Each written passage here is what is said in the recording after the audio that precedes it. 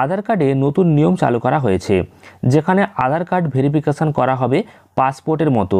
তো এই আধার কার্ড যে ভেরিফিকেশান, এই পদ্ধতিটি কেমনভাবে চলবে বা কাদেরকে এই আধার কার্ড ভেরিফিকেশান করতে হবে, অর্থাৎ কোন কোন বয়স থেকে এটা শুরু হবে এবং এই ভেরিফিকেশান হতে কতদিন টাইম লাগবে, এই সম্পর্কিত যাবতীয় একটি খুবই গুরুত্বপূর্ণ বিষয়টিকে নিয়ে আলোচনা করব আজকের এই ভিডিওতে।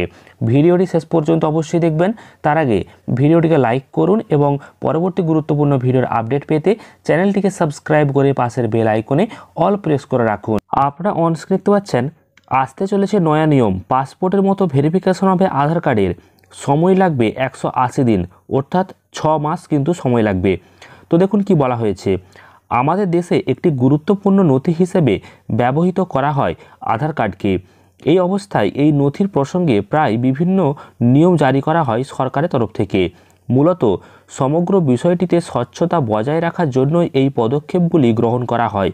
সেই রেস বজায় রেখেই এবার একটি নতুন ব্যবস্থা চালু হতে চলেছে বলে জানা গিয়েছে, যেখানে এর মাধ্যমে পাসপোর্ট ভেরিফিকেশনের মতো এবার আধার কার্ডেরও ভেরিফিকেশন সম্পন্ন হতে পারে, আর এটি করতে পারে রাজ্য সরকার। জানা গিয়েছে যে নতুন বছরের পর থেকে আধার কার্ডের জন্য যাচাই করার প্রক্রিয়াটি এসডিএম স্তরের আধিকারিকদের কাছ থেকে অনুমতি পেলেই বিবেচনা করা হবে এবং তারপরে আধার দেওয়া হবে। বর্তমানে এটি unique identification authority of India দ্বারা যাচাই করা হয়।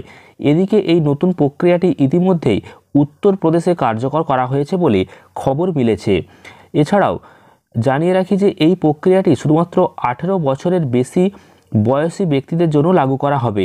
এদিকে আপনি যদি আধার কার্ডে কোনো আপডেট করতে চান, সেক্ষেত্রে আপনাকে আগের পদ্ধতি অনুসরণ করে আপনাকে আপডেট করতে হবে। অর্থাৎ সোজা কথায়, আপনার একবার আধার কার্ড হয়ে গেলে আপনাকে আর এই প্রক্রিয়ার জন্য চিন্তিত হতে হবে না।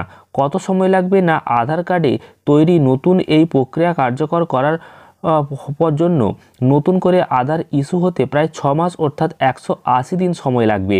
যখন কেউ একজন আধার কার্ডের জন্য আবেদন করবেন, তখন সেই তথ্য ইউআইডিএআই দ্বারা যাচাই করা হবে। তারপরে আবেদনটি সার্ভিস প্লাস পোর্টালে পাঠানো হবে।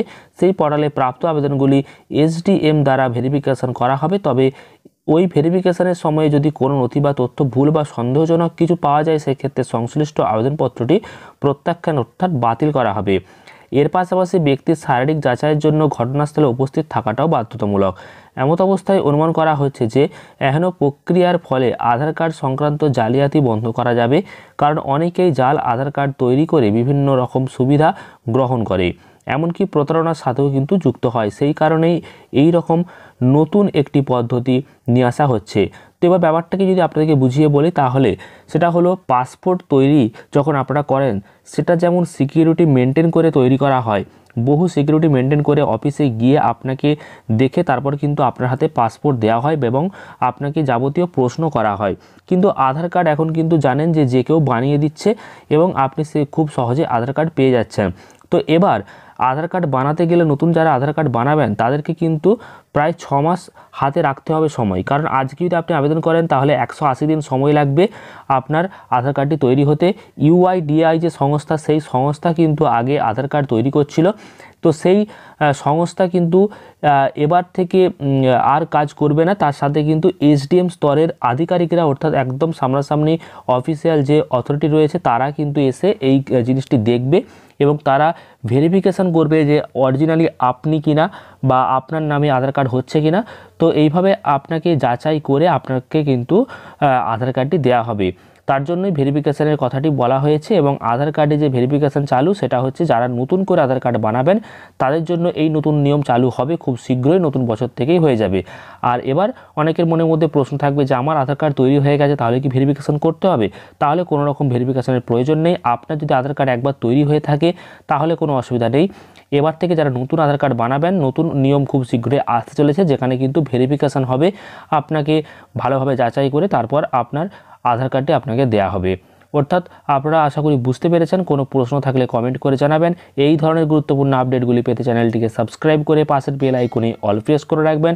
ভিডিওটিকে লাইক শেয়ার করতে ভুলবেন না। আর ফেসবুক পেজ থেকে দেখলে পেজটিকে ফলো করে নেবেন। ধন্যবাদ।